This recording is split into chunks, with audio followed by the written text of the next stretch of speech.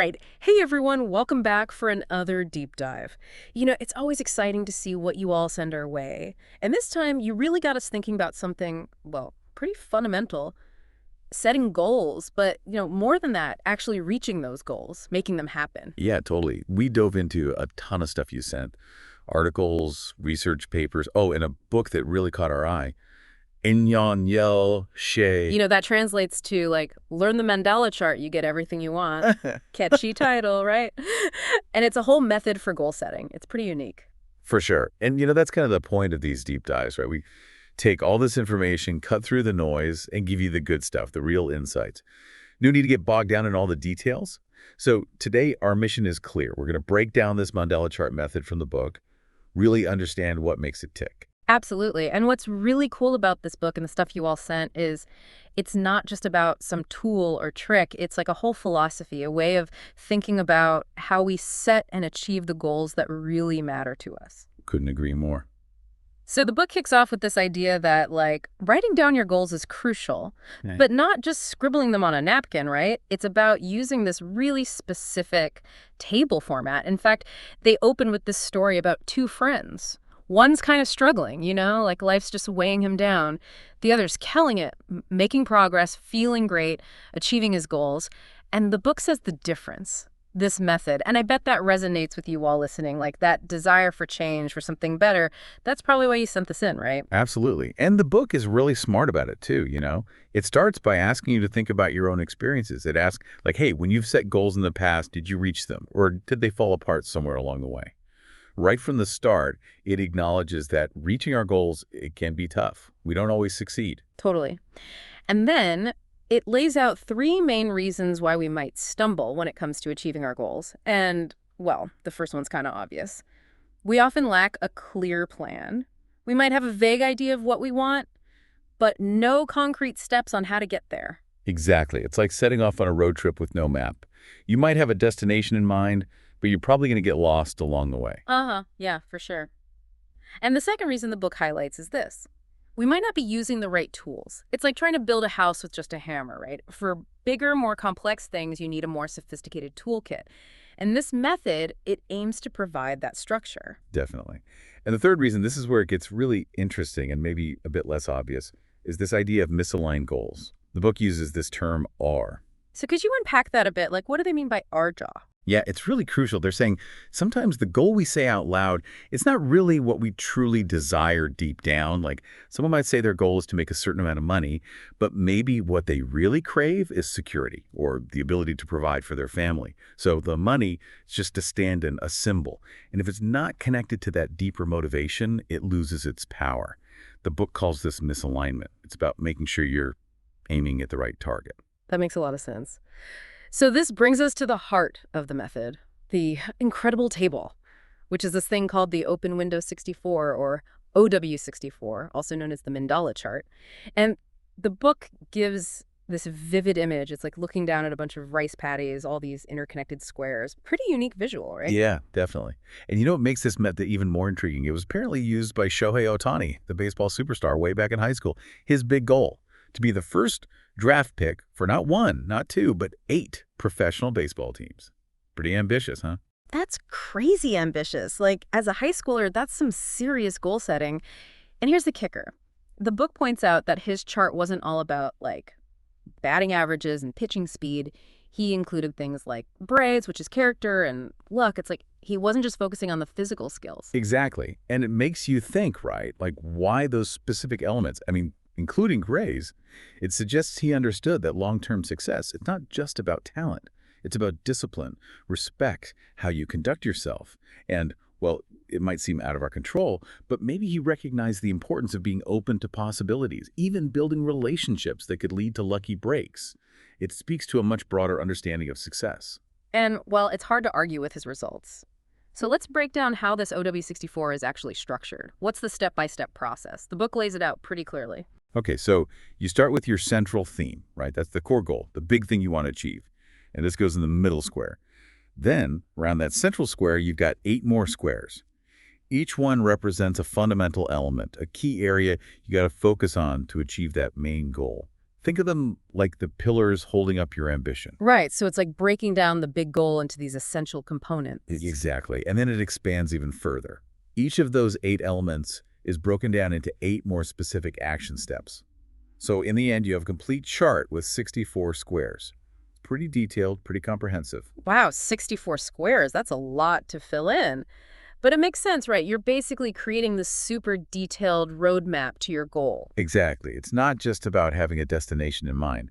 It's about mapping out every step of the journey. And the book introduces this concept called OJA, which translates to the 4 perspectives of future goals. This seems pretty crucial to the whole philosophy of the OW64. Yeah, totally. These 4 perspectives, they give you a way to look at your goals from different angles. It's about being well-rounded. So the first one is EDI, which means like tangible goals for yourself, the stuff you can see and measure, status, possessions, money. As an example, 50 million yen in sales. Like we all have these kinds of goals, right? Oh, yeah, for sure. And then there's Waijeshi.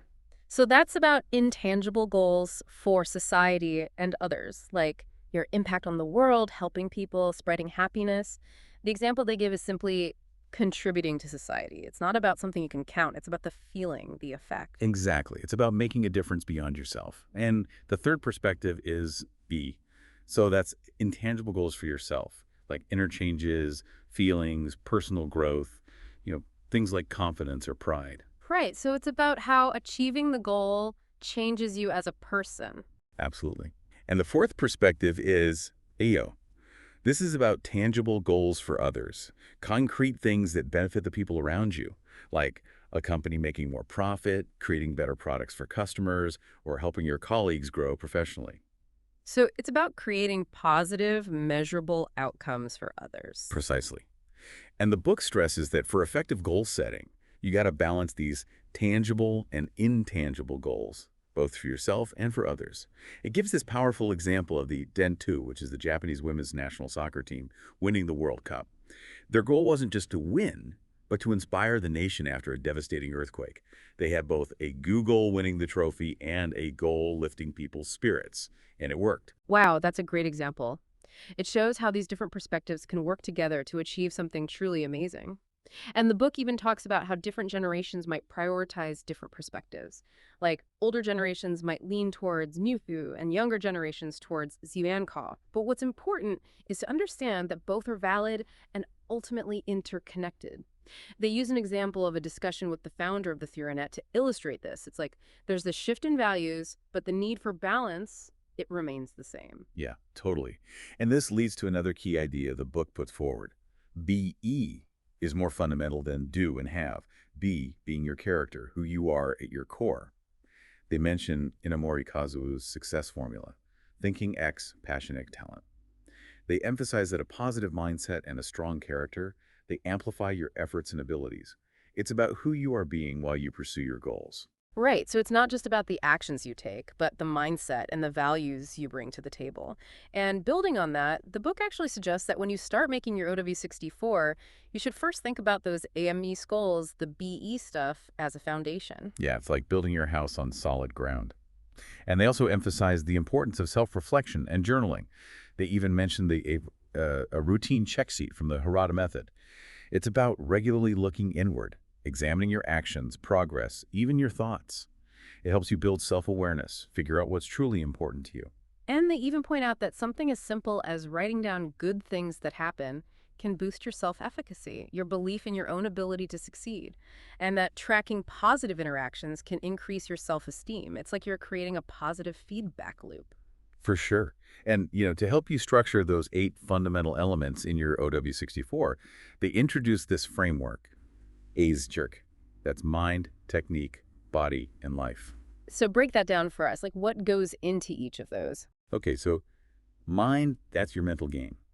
Willpower, positive thinking, managing emotions.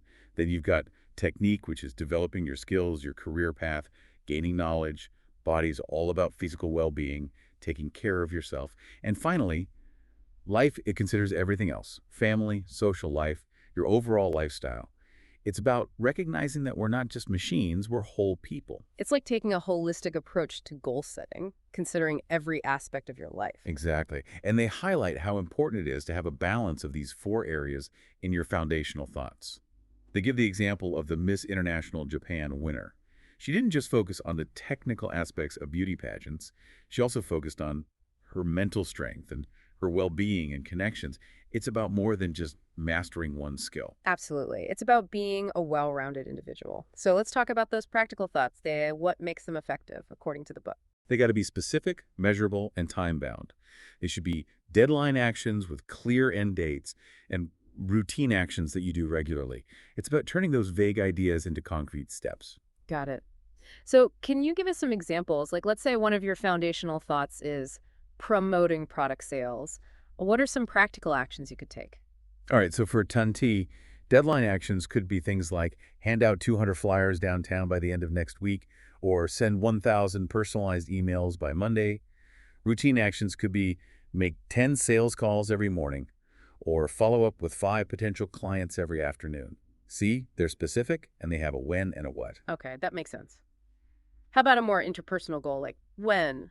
Improving team relationships. Okay, for deadline actions, could be organize a team lunch by the 15th, or do individual check-ins with everyone this week.